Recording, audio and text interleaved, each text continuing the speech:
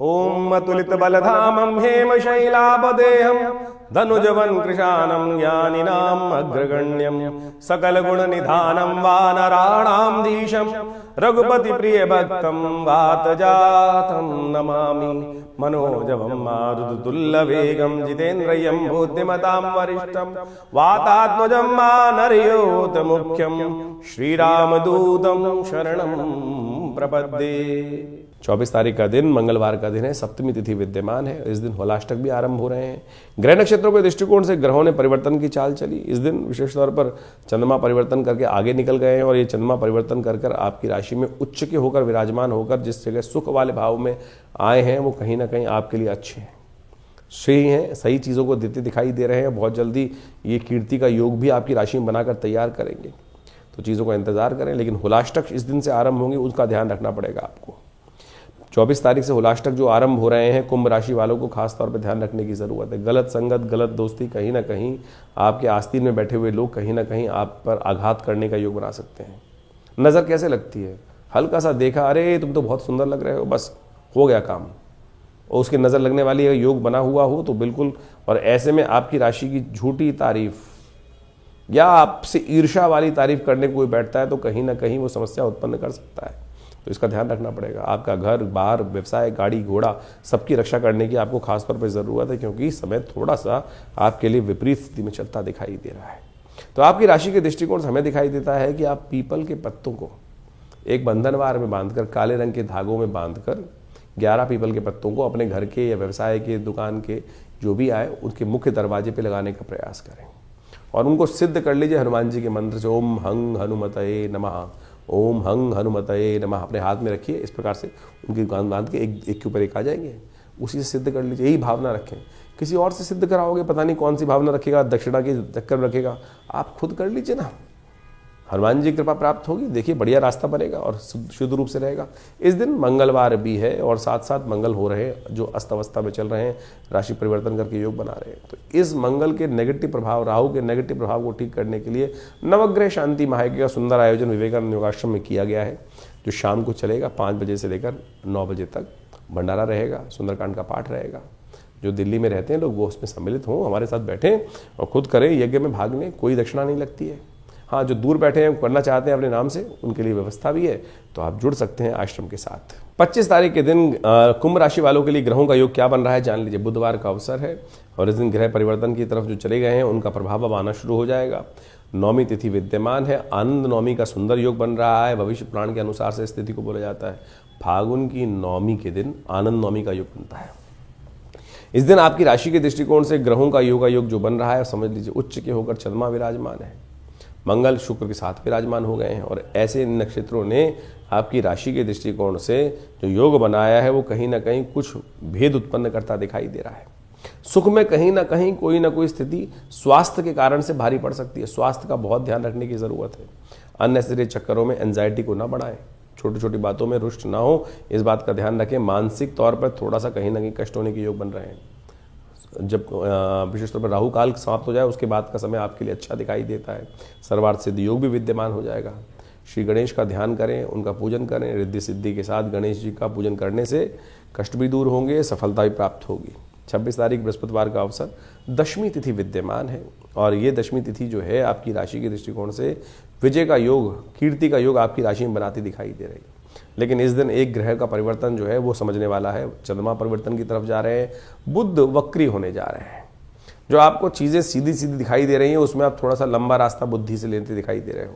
ध्यान रखना, बुद्धि उल्टी चलती दिखाई दे रही है। बुद्धि का स्वामी जो है वक्र स्थिति में जाएगा और ये वक्र स्थिति में कहीं ना कहीं जाने के कारण से मन में कहीं दिग्भ्रमता उत्पन्न करता दिखाई दे रहा है। यानी दिग्भ्रमता ये वो होती है कि हमको लगेगा कि चीज़ें सही हो रही हैं लेकिन वो उल्टी हो रही होंगी चीज़ें, तो यही वक्री का प्रभाव है।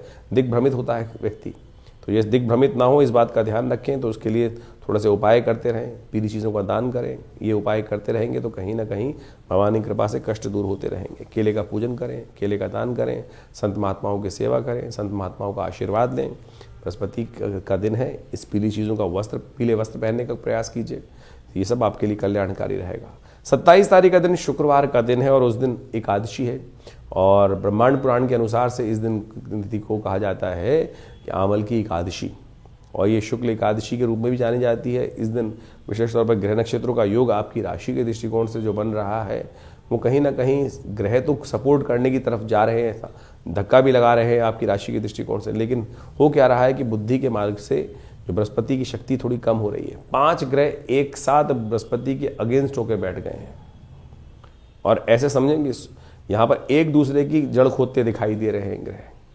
सबसे पहले कैसे हो रहा है कि सूर्य ने राहु को अस्त कर दिया और सूर्य अपनी तरफ बुध को खींचते चले जा रहे हैं, जिससे बुध अभी वक्री हुए फिर अस्त हो जाएंगे। और उसके साथ साथ राहु ने यहाँ पर सूर्य को भी खराब कर दिया और शुक्र को भी खराब कर दिया। एक तरह से राहु ने बैठकर जाके सारे 4 ग्रहों को कहीं ना कहीं मंगल इत्यादि समस्त ग्रहों के शुभ प्रभाव को काट दिया है।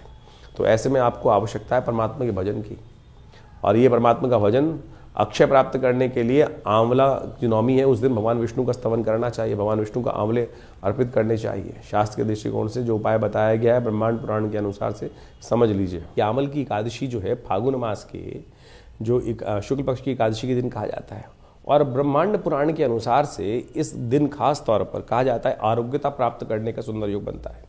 फागुन मास की शुक्ल पक्ष की एकादशी के दिन कहा जाता है कि आंवले के पेड़ के नीचे बैठकर भगवान विष्णु का यथाउचित भाव से पूजन करना, कथा का श्रवण करना से क्या होता है कि जो भयंकर से भयंकर बीमारी के योग भी जीवन में होते हैं ना, ग्रहण प्रभाव के अनुसार से बनते हैं, वो भी कहीं ना कहीं दूर हो जाते हैं। और इस दिन विशेष तौर पर भगवान विष्णु का धात्रेयी नमः इस मंत्र का उच्चारण करते हुए पूजन करना, आंवले का दान करना, भगवान विष्णु को विशेष तौर पर अपनी जितनी आयु हो उतनी बड़े आंवले लेकर उनकी माला भगवान को अर्पित करने से अद्भुत रूप से कल्याण के योग बन जाते हैं। तो इस दिन बड़ी श्रद्धा से व्रत करें, भगवान के नाम का संकीर्तन करें, ओम नमो नारायणाय इस मंत्र का जप करें, कल्याण के योग बनेंगे, कष्ट भी दूर होने की स्थिति बहुत बढ़िया से आपकी राशि में बनने की स्थिति बन जाएगी।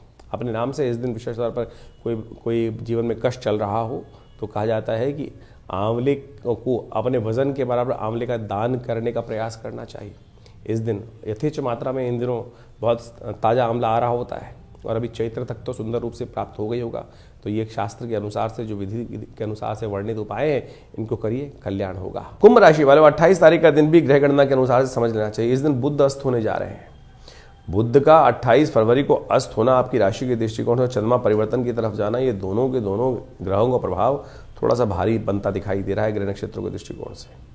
ये स्वास्थ्य के मामले में और अननेसेसरी खर्चों के मामले में शत्रु पक्ष को हवा देने के लिए आप पर भारी पड़ सकता है।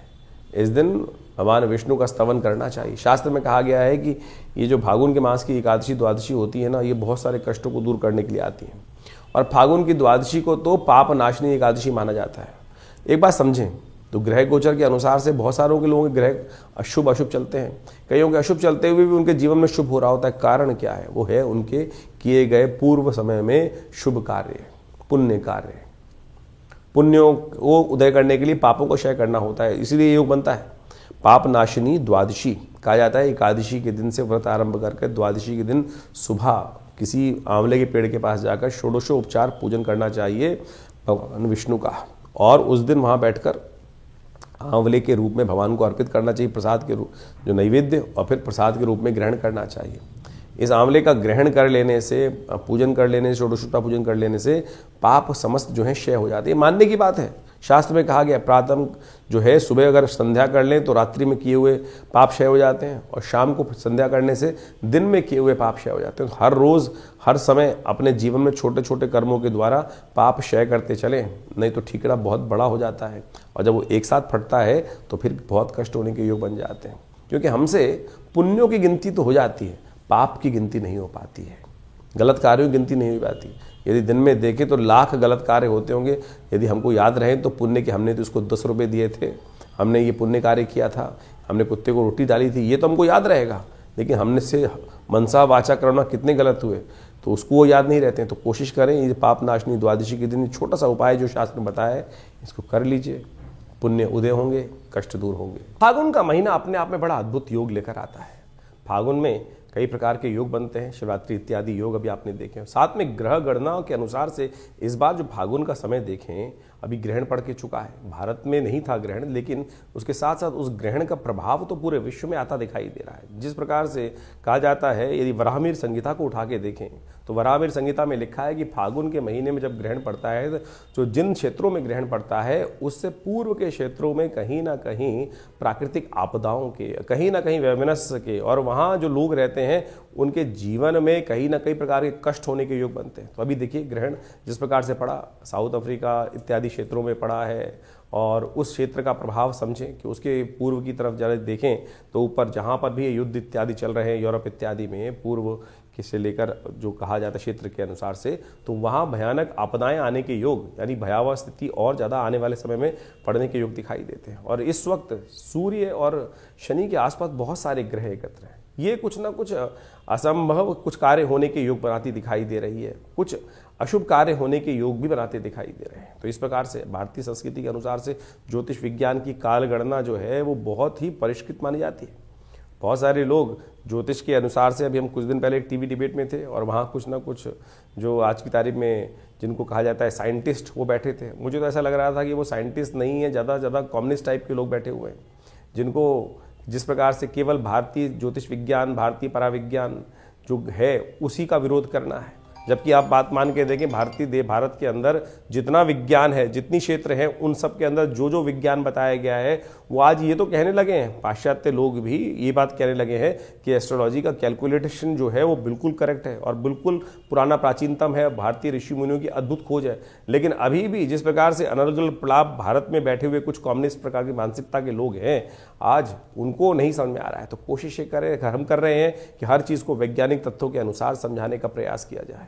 तो इस बात को हम अच्छे से समझें कि ज्योतिष विज्ञान की जो गणनाएं हैं बिल्कुल प्रत्यक्ष रूप से है, और उनके अनुसार से हम अपने समय को परिवर्तन करने की तरफ ले जा सकते हैं। जीवन में हर क्षण कुछ ना कुछ परिवर्तन हो रहा है और उसका प्रभाव भी हो रहा है, कुछ शुभ कुछ अशुभ। और ये शुभ अशुभ जो होता है वो व्यक्ति के कर्मानुसार होता है। यदि आपने शुभ कर्म किए हैं तो प्रारब्ध में आपके जीवन में भी शुभ होने का योग बन जाएगा प्रारब्ध के अनुसार से।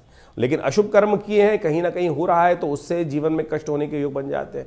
तो हमको प्रयास करना चाहिए, कुछ भी हो कैसे भी हो, जीवन में शुभ की तरफ अग्रसित हो, क्योंकि शुभ किया हुआ कर्म, सोच कर किया हुआ शुभ कर्म वो है आपके जीवन के गलत कर्मों को भी बदल सकता है। शिवरात्रि आई, ये जो उत्सव आते हैं समय समय पर, चाहे वो हर रोज़ हम इस कार्यक्रम के माध्यम से आपके समक्ष जो उपस्थित होते हैं, हम पौराणिक ज्योतिष को लेकर आपके समक्ष उपस्थित होते हैं। ज्योतिष में पंचांग को यदि आप देखेंगे तो हर रोज़ कोई ना कोई तिथि का कोई महत्व शास्त्र में वर्णित किया गया है, और वो इतना अद्भुत है कि उसके अंदर यदि हम जो ज्योतिष के दृष्टिकोण से लोग उपाय की तरफ जाते हैं, उपाय है क्या, टोटकों में फंस गए लोग, ये कर ले, चावल दान कर दे, ये कर दे, वो कर दे, सिर पे से वार के ऐसा कुछ कर दे। ये जो उपाय शास्त्र में वर्णित है, पौराणिक ग्रंथों में आप देखें तो वो टेस्टिमनीज हैं कि जैसे लोगों ने अपने जीवन में कष्ट आए और उनको निवृत्त दूर करने के लिए लोगों ने क्या क्या उपाय किस प्रकार से, वो कथाएं नहीं है, टेस्टिमनीज हैं लोगों की, और जो शास्त्र में ऋषि मुनियों ने वर्णित करी हैं, किस काल में किस प्रकार से उपाय किया, कैसे किया और उससे क्या कुछ ठीक हुआ। जो सत्यनारायण कथा आप समझे कि वो सत्यनारायण की जो कथा है वो केवल कथा नहीं है, लोग सोच के बैठ जाते हैं, वो वास्तविक तौर पे वो प्रभाव है कि लोग बताते हैं कि किस प्रकार से उनके जीवन में कष्ट आया और उस कष्ट को ठीक करने के लिए उसने कौन सा किस प्रकार का उपाय किया। और सत्य माने वो जो कथा में टेस्टिमनी है, उस उपाय को, उस नाम को, हरि नाम का संकीर्तन करके व्रत कर कर वो कष्ट से व्यक्ति दूर हो गया। तो आप जो है, हमने आपकी राष्ट्रीय के दृष्टिकोण से जो उपाय बता रहे हैं वो बिल्कुल शास्त्र के, हम तो ग्रंथ का नाम तक बताते हैं आपको कि किस ग्रंथ में कैसा कौन सा उपाय वर्णित है, उसको कर लीजिए, वही आपके जीवन के कष्टों को दूर करने वाला है। और ग्रहों की चाल समझें, ग्रहों की चाल इस समय ज्योतिष के दृष्टिकोण से आप देखें, बहुत सारे ग्रह फरवरी के अंत में परिवर्तन की तरफ जा रहे हैं। मंगल सबसे बड़ा परिवर्तन प्राप्त करने वाले हैं। मंगल का योग जिस प्रकार से बनने वाला है, वो परिवर्तन करने के योग बनने वाला है, वो बहुत विशेष प्रभाव आपकी राशि के अनुसार से उत्पन्न करने वाला है। उसको हमने आपको बताया भी किस प्रकार का प्रभाव रहेगा। कोशिश करें, प्रयास करें कि इन सब प्रभावों को ठीक अपने जीवन में लाने के लिए। बुध महाराज अब अस्त होने जा रहे हैं, बुध का बहुत जल्दी अस्त होना, और सूर्य के सन्निकट, शनि का सूर्य के सन्निकट, इतने सारे ग्रहों का जो होना वो कहीं ना कहीं कुछ अशुभ योगों को उत्पन्न करता दिखाई दे रहा है। तो इसको ठीक करने के लिए जो उपाय हम समय समय पर आपको लिए बता रहे हैं, तो उनको करिए। ईश्वर की कृपा से आपके जीवन में बहुत सारे कष्ट दूर होने के योग बन जाएंगे। और मंगल अभी अस्त चलने वाला है, ध्यान रखना, मंगल अभी काफ़ी लंबे समय तक अस्त चलने के योग बना ही रहा है। तो ऐसे में तो आप कोशिश ये करें, हनुमान जी का नित्य प्रति स्तवन करते रहें। अभी 1-1.5 महीना मंगल अभी अस्त चलेंगे, और ऐसे में इस समय में मंगल जो है दुस्साहस करवा देता है कई बार, और गलत कार्यों में फंसा देता है। और जिन जिन की कुंडलियों में कुछ मंगल अशुभ स्थिति में चल रहे हैं, दशाएं चल रही हैं, या शनि का कुछ नेगेटिव प्रभाव चल रहा है, तो उनको तो खास तौर पर कुछ ना कुछ उपाय करते रहना चाहिए जो हम बता रहे हैं। और जिस प्रकार से आप अपने स्वास्थ्य को दिखाने के लिए डॉक्टर के पास जाते हैं, वैद्य के पास जाते हैं, उसी प्रकार से अपनी ग्रहों की गणना को भी समझने के लिए समय समय पर अपने ज्योतिष विद से, अपने ज्ञानी ज्योतिषों से अपनी मंत्रणा करते रहना चाहिए, क्योंकि समय से पहले पूर्वाभास हो जाता है फिर, और उससे बचने के बहुत सारे रास्ते मिल जाते हैं। हजारों लोग इसका लाभ उठाए, करोड़ों लोग मैं कहूँगा लाभ उठाते आए हैं इससे। तो आप भी अनेक विडंबनाओं को मन से हटाएं। और कई बार हम अपने ज्योतिष कार्यक्रम के माध्यम से बहुत सारी चीज़ें बताने का प्रयास करते हैं। अभी हमने पिछली बार आपको बताया था कि इस बार 5 मंगल का योग बन रहा है, और ये 5 मंगल फागुन में पड़ रहे थे। और एक महानुभाव हमारे चैनल पे कमेंट करके बोल रहे थे कि भाई साहब फरवरी में तो 4 मंगल पड़ेंगे। फरवरी नहीं बताया जाता है, फागुन के महीने में इस बात को बताया जाता है। तो आप कोशिश ये करें, हमारे मनोमस्तिष्क में आज समाज में ना ऐसा हो गया है कि हर चीज़ को काटना ही है। सीधी तरह से चीज़ों को समझने का प्रयास करें। ज्योतिष के माध्यम से हम जो भी अपने चैनल के माध्यम से बता रहे हैं, वो आपके कल्याण के लिए ही बताने का प्रयास कर रहे हैं, और उसी जो उपाय बता रहे हैं, हम यहाँ कुछ बेच नहीं रहे हैं। आमतौर पे जितने भी आज दिख रहे हैं समाज के अंदर कि जो भी कुछ ज्योतिष गणना बता रहे हैं, कोई नग बेच रहा है, कोई कुछ और बेच रहा है, कोई और लगातार बेचने के लिए दुकान खोल कर बैठ गए। इस कार्यक्रम के माध्यम से हम आपके समक्ष जो कुछ शास्त्र में वर्णित है, जो उपाय शास्त्र में वर्णित है, उन्हीं को पुराणों से निकालकर आपके समक्ष उपस्थित करते हैं। एक एक बात को तर्क के दृष्टिकोण से रखते हैं। कोशिश करें उनको सही रूप से अमल करने का प्रयास करें, और फिर भी कोई मन में शंका हो तो चिंता ना करें। ये दिल्ली में जो आश्रम है वो आपके लिए ही बनाया गया है। हमारे पिता आचार्य श्री केशवदेव जी महाराज ने आज से 70 साल पहले इस आश्रम की स्थापना करी, और दिल्ली में ही करी, और वहाँ हम शोध संस्थान चलाते हैं। 50 से ऊपर पुस्तकें जो हैं भारतीय संस्कृति, पराविज्ञान, मनोविज्ञान, योग विज्ञान, मंत्र विज्ञान, यज्ञ विज्ञान, मुद्रा विज्ञान, योग इत्यादि पर, कर्मकांड इत्यादि पर हमने बहुत बृहद रूप से लिखी हैं। चाहे वो कुंडलनी ध्यान साधना के संबंध में हो, आध्यात्मिक साधना के संबंध में हो, और समय समय पर महीने में कम से कम 10 बार बड़े कार्यक्रम होते हैं। उसमें हम स्वयं बैठते हैं, स्वयं मिलते हैं आपसे। तो आप आइए, और आज राजा रानी कथा सुनने से ऊपर उठे, शास्त्र को समझें। हमने रामचरित मानस के ऊपर हर रविवार को स्वाध्याय रखा हुआ है, और उसमें राजा रानी कथा नहीं, उस विज्ञान को, भारतीय संस्कृति के विज्ञान को आप कैसे अपने जीवन में उतार सकते हैं, उसको सार रूप में समझने का प्रयास करना। जैसे कथाओं पे करोड़ों रुपए खर्च किए जा रहे हैं, जबकि कथा पुराने ज़माने में ऐसे ही ज़मीन पे बैठ के की जाती थी, जंगल में, बाग में बैठ के की जाती थी। लेकिन आज 2-2 करोड़ 10-10 करोड़ रुपए खर्च कर जो एक रेपुटेशन और किस प्रकार से कथाओं को करने का व्यवस्था बनाई जा रही है, वो बड़ा दुर्भाग्यपूर्ण है। और बड़े बड़े मंच पे लोग बैठकर धर्म के प्रति किस प्रकार का बात बोलते हैं। बहुत लंबे चौड़े बड़े कथावाचक हैं। उन्होंने अभी राम कृष्ण कथा कहते कहते कृष्ण को भी कितनी प्रकार से उपहास, भगवान का भी उपहास उठाने का प्रयास किया। अरे शास्त्र में कैसी घेलमेल हुई है, क्या इन ज्ञानियों को पता नहीं है? इन ज्ञानियों को यह भी समझना चाहिए कि शास्त्र के दृष्टिकोण से जो रहस्य की बातें बताई गई हैं, उसको अपनी विवेक बुद्धि के अनुसार से उपयोग करें। केवल मंच को आप अपनी सेल्फ की जो भी कार्य करने की बात कर रहे हैं। शास्त्र में कितना लोगों ने, हमारे भारतीय संस्कृति में कैसे कैसे लोगों ने कैसा कैसा दुराग्रह किया है। शास्त्र को प्रमाणित रूप से बदल दिया गया। क्या क्या पता नहीं, अपने हित स्वास्थ्य को सिद्ध करने के लिए, चाहे वो अलग अलग मत के लोग रहे, अलग अलग राजा रहे, अलग अलग जो आक्रांता रहे, उन्होंने हम सनातन धर्म के ऊपर कैसे आक्षेप करने का प्रयास किया है। और वही मंच के माध्यम से बड़े बड़े कथावाचक भगवान कृष्ण, भगवान को भी नहीं छोड़ते हैं। आपको कथावाचक होते हुए, लोगों को ज्ञानी महात्मा होते हुए इस बात को समझ में आना चाहिए कि शास्त्र में एक बात को बताया गया है, तो अगर उसमें कुछ बदलाव किसी ने किया है, तो कम से कम कथावाचक के रूप में, ज्ञानी के रूप में यदि व्यक्ति उपस्थित है, व्यास गद्दी पे उपस्थित है, तो उसको तो कम से कम समझ लेना चाहिए। तो मैं कहूँगा ये मुरारी बाबू जैसे लोग भी आज जिस प्रकार से अलग अलग प्रलाप करने की बात करते हैं, दुखद है। बड़े बड़े पद पे बैठे हुए लोग केवल आज उपहास करने का प्रयास कर रहे हैं, और आज वृंदावन से, मथुरा से कितने लोग इस क्षेत्र में घुसते चले जा रहे हैं। ज्ञान नहीं है, संस्कार नहीं है, परिवार नहीं है, और उसके बाद भी जिस प्रकार से शास्त्र को प्रमाण उपस्थित नहीं करते हैं। गलत जहां पर है उसको गलत करने का प्रयास कीजिए, गलत कहने का प्रयास कीजिए, अपने मंच से उस बात को न कहें तो अच्छा रहेगा। तो इस बात को समझने का प्रयास करना चाहिए। भारतीय संस्कृति परम शुद्ध है, सम्मान की संस्कृति है। और वहाँ पर परमात्मा ने जो भी उदाहरण उपस्थित किए, भगवान ने जो भी ऋषि मुनि ने उदाहरण उपस्थित किए हैं, हम सबके कल्याण के लिए किए हैं। लेकिन हमारे शास्त्रों के माध्यम से बहुत सारे लोग उस मंच को गलत तरह से उपयोग करने का प्रयास कर रहे हैं। आप सबको उसको समझना चाहिए। और जो भी कोई मन में प्रश्न हो तो आप आइए हमारे आश्रम में। दिल्ली में विवेकानंद योगाश्रम बहुत बड़ा शोध संस्थान है, बड़ा हॉस्पिटल है। योग प्राकृतिक चिकित्सा में बहुत अद्भुत रूप से आध्यात्मिक क्षेत्र में हम कार्य कर रहे हैं। आप सबसे रविवार को भी मिलते हैं। हर रविवार को सुबह 8 से लेकर 11 बजे तक बड़ा कार्यक्रम चलता है। मंगलवार को सुंदरकांड के कार्यक्रम चलते हैं। तो समय समय पर आप आकर आश्रम पर जुड़ सकते हैं और अपने प्रश्नों का निदान भी जान सकते हैं। और हर रविवार को वहाँ जनरल एक सामूहिक कार्यक्रम रहता है सुबह के समय पर। आप उसमें सादर आएंगे तो कोई फीस नहीं ली जाती है। बहुत सारे लोग फीस के चक्कर में घूमते रहते हैं। आश्रम में रविवार को भंडारा होता है, मंगलवार को भंडारा होता है, हर मंगलवार हर रविवार को भंडारा होता है। गौशाला चल रही है बहुत बड़ी, सबका उसमें कार्य करने के लिए हम कार्य करते हैं। तो दिल्ली के क्षेत्र में हम तो लगे हुए हैं। यज्ञ इत्यादि हर रोज़ 8 घंटे रविवार को होता है। माँ भगवती का सुंदर शिव विग्रह विद्यमान है, जो मुल्तान से 500 साल पुराना शिव विग्रह। हमारा सौभाग्य था कि हमारे परिवार में भगवती का शिव विग्रह का जो है आना 1947 में, और वह आज भी मूर्ति, दिव्य चमत्कारी मूर्ति भगवती की प्रतिष्ठित है। उनका दर्शन कर लेने मात्र से माँ भगवती जीवन में कल्याण का रास्ता बना देती हैं, सदकर्मों का उदय कर देती हैं। तो आइए दिल्ली में विवेकानंद योगाश्रम में हम आपका स्वागत करेंगे और जुड़िए इस परिवार से, कल्याण होगा।